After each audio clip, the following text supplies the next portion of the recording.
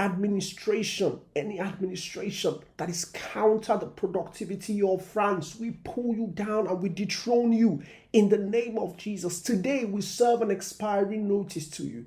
You leave that position, elected or unelected, you leave that position in the name of Jesus.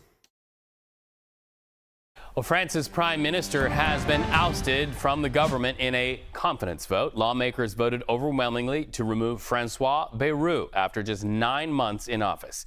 CBS News correspondent Chanel Call follows this story from CBS Broadcast Center. So what spurred this vote, and why did lawmakers so strongly remove him? I've been studying this morning that France has a major debt problem on its hands. That's right. That's really the focus of this. This is a huge political crisis for France, Reed, but that vote today is not really a huge surprise. I'll tell you why. For weeks now, Prime Minister Francois Bayrou, who, by the way, is pretty centrist, was proposing that France should essentially slash public spending to repair its debts. You talked about that debt problem there. We're talking about some pretty drastic cuts that he was proposing to the tune of about $51 billion, Reed. And the goal there was to resolve the country's financial problems. But this idea proved to be pretty unpopular. There was a lot of opposition to this, notably, Reed, from lawmakers on both sides of the aisle. And frankly, his defeat today seemed inevitable.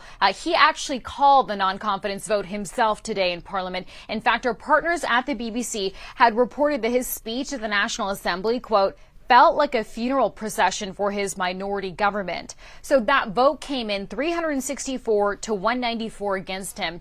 That now means he's been formally ousted from government. It also now means, Reed, that there's going to be some serious turmoil for the country right now. President Emmanuel Macron, he has a couple of options here on the table. So he can call for a snap election, or he can pick a fifth prime minister in, get this, less than 2 years.